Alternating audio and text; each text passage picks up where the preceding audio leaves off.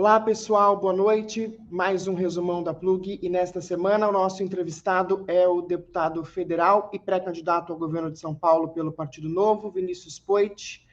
Deputado, boa noite. Boa noite, Lucas e todos que estão acompanhando aqui esse meio de comunicação universitário, né? Vamos falar com os jovens. Vamos falar com os jovens. Deputado, para a gente começar, de onde surgiu a vontade de ser um político? O que te motivou a ir por esse caminho?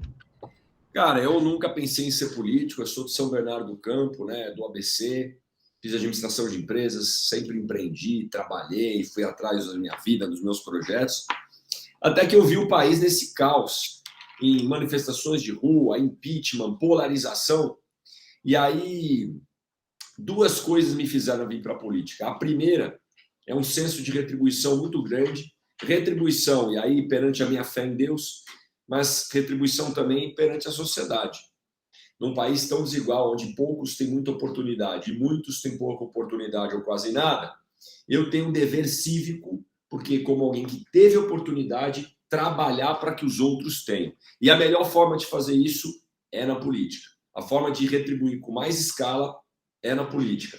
Além disso, eu sempre tive as minhas opiniões políticas e tudo, mas o que eu fiz para mudar o país? Decidi, então, sair da indignação e partir para a ação. É essa provocação que eu falo para os jovens.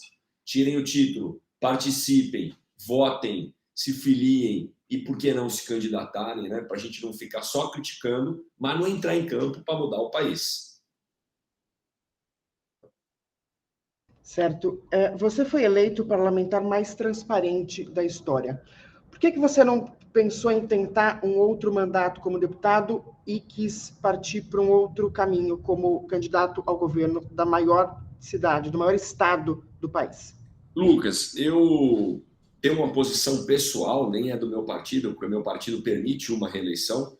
Eu sou contra a reeleição. Então, acredito que em um mandato, em 4 anos, consegui fazer bastante coisa, consegui ser o deputado mais transparente da história, econômico, aprovar vários projetos como startups, telemedicina, governo digital, conectividade rural nas escolas, regularização fundiária urbana.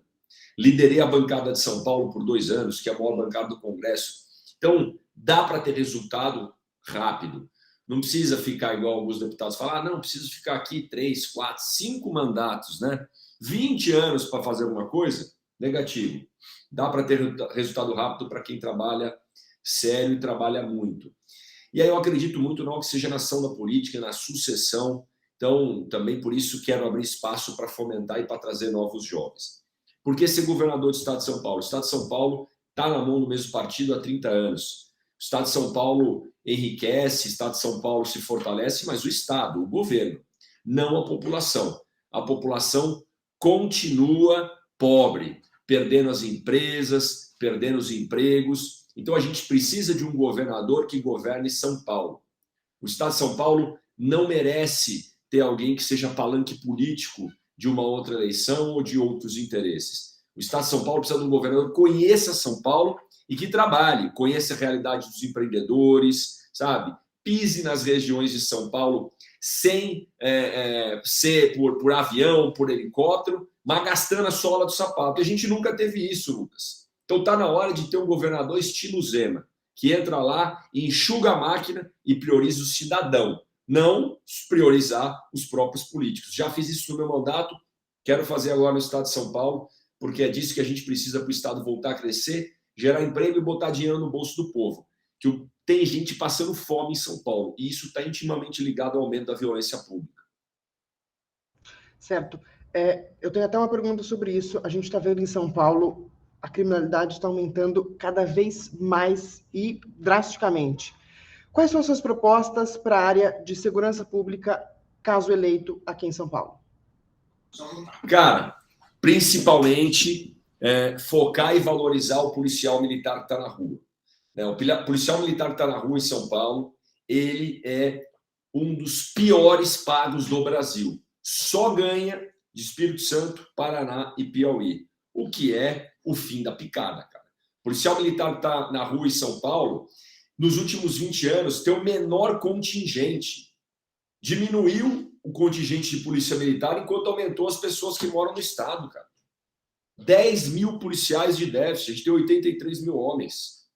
Então precisa sim melhorar a remuneração e botar mais policial na rua, cuidar do aprendizado contínuo, valorizar a capacitação psicológica, inclusive, porque eles são heróis. Eles não são reconhecidos pelo Estado. Mas não é só isso aí todo mundo pode falar. E a Polícia Civil, que tem um déficit de 15 mil homens, que está sucateada e que precisa de equipamento e reforço também, porque não é só a sensação de insegurança, Lucas, e a sensação de impunidade, de falta de resolução dos crimes. A taxa de resolução de crime em São Paulo é muito baixa. Resolução de homicídio, resolução de furto. Então, as duas polícias precisam de reforço. E aí, de uma integração. Enquanto tem gente que fala que vai botar uma polícia em cada secretaria separar, a gente precisa trabalhar de forma integrada. E aí nós vamos fortalecer o Comitê de Operações Integradas, o COI. Vamos colocar o boletim de ocorrência unificado, onde a Polícia Militar, a hora que pega o flagrante, já coloca algumas informações para não necessitar o escrivão fazer tudo de novo. A gente vai ganhar eficiência nas duas polícias e integrar. A hora que a polícia trabalha mais junto e integrada, a gente vai ter mais efetividade na rua. Só que problema de segurança pública não se resolve somente com a polícia. A gente precisa retomar a confiança da população. O trabalho da polícia comunitária, ele é muito importante, ele tem que estar rondando, tem que estar presente na comunidade e ser visto como população como um cara que quer ajudar. E não só ser chamado quando precisa. Porque aonde a polícia não está, não tem vácuo, alguém vai tomar conta daquela região. E aí, a hora que a gente chega na comunidade ou na favela que hoje está dominada pelo crime organizado, não é só a polícia que tem que ir a biblioteca, tem que ir o espaço de esporte e cultura, tem que ir a escola de ensino integral. Nossa meta é de 4.500 escolas de ensino integral no estado de São Paulo. Contra a turma da molecada não pode ser o crime, tem que ser o estudo. Tem que ir ensino profissionalizante, tem que ir o centro de mediação de conflito do estado, porque aí a população vai ter uma alternativa ao crime organizado. Hoje ela não tem. E a hora que ela tiver uma alternativa, a gente desarticula o crime na base, oferecendo um futuro melhor, oferecendo uma referência melhor que não seja o traficante do bairro. Certo.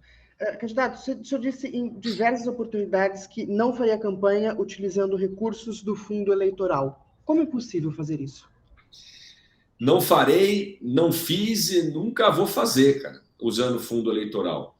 É possível tendo credibilidade. Quando você tem credibilidade, entrega o que promete, as pessoas acreditam.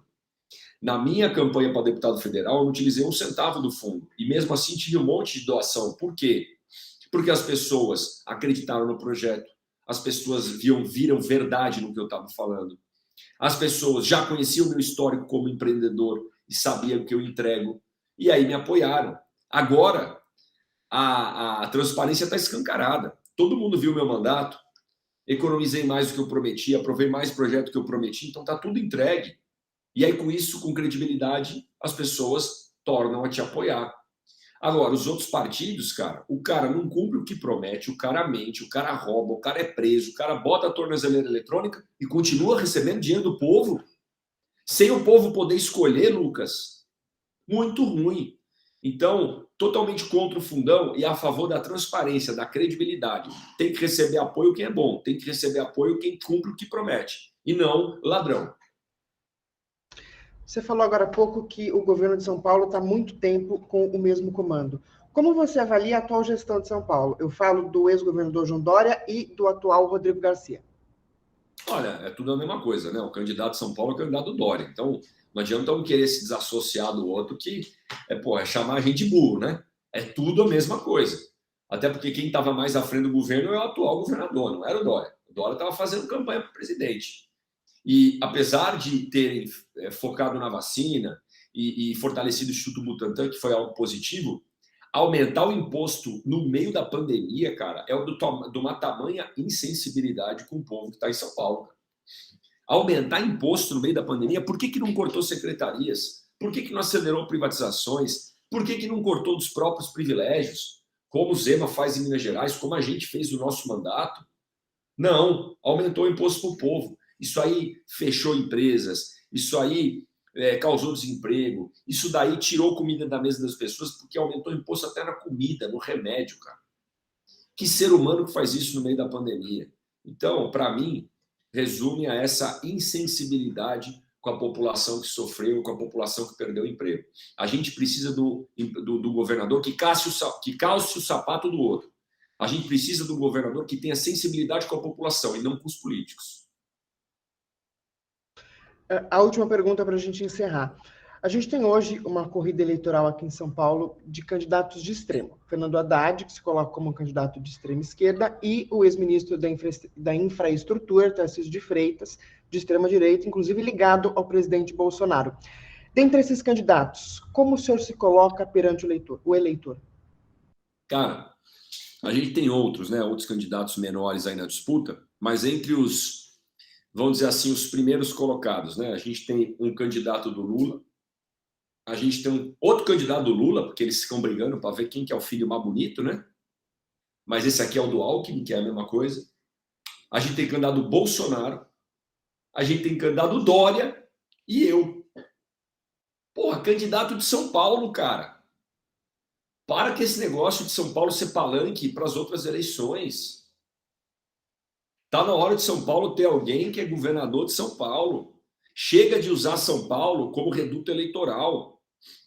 Olha esses 4 que estão na minha frente, que eu estou em 5º lugar, empatado tecnicamente com o candidato Dória, e vou passar ele daqui a pouco. Olha esses 4. Cada um é candidato de alguém. Quem que realmente está lutando por São Paulo e que quer ser governador de São Paulo e que não é operador político e que não é mais do mesmo? Somente a nossa candidatura e que não vai usar nenhum fundão eleitoral e que tem menor rejeição que todos eles. Então, eu acredito que para ganhar da esquerda e ganhar do PT no segundo turno, é a nossa candidatura que tem maior chance de aglutinar, porque eu tenho menor rejeição que os outros. Sabe, a gente trabalha, a gente dialoga com todo mundo, entrega resultado, não fica brigando. Então, este é o cenário. Trabalhar duro para ir para o segundo turno e ganhar a eleição e São Paulo ter um governador novo de verdade, porque é possível. A gente está com 2% no Datafolha, 4% na Genial Quest, e o Zema tinha 2% nessa altura do campeonato. Então, ganhou lá. Nós vamos ganhar aqui também. Certo. Candidato, quero te agradecer imensamente por essa entrevista. Foi curtinha, porque eu sei que o senhor está cheio de compromissos, mas deu para passar um recado para o eleitor e que vença o melhor. São Paulo precisa de um bom governo. Obrigado, Lucas. Fico à sua disposição. Em breve estarei no nosso grande ABC, né, em São Caetano, associação comercial, participar de podcast, tudo por aí também. E estou sempre à disposição, principalmente para falar com o jovem, porque vocês têm um papel importantíssimo nessa eleição e no futuro do nosso país. Muito obrigado, um abraço a todos e vamos em frente que é possível. Muito obrigado. Boa noite, pessoal. Valeu, um abração, até mais.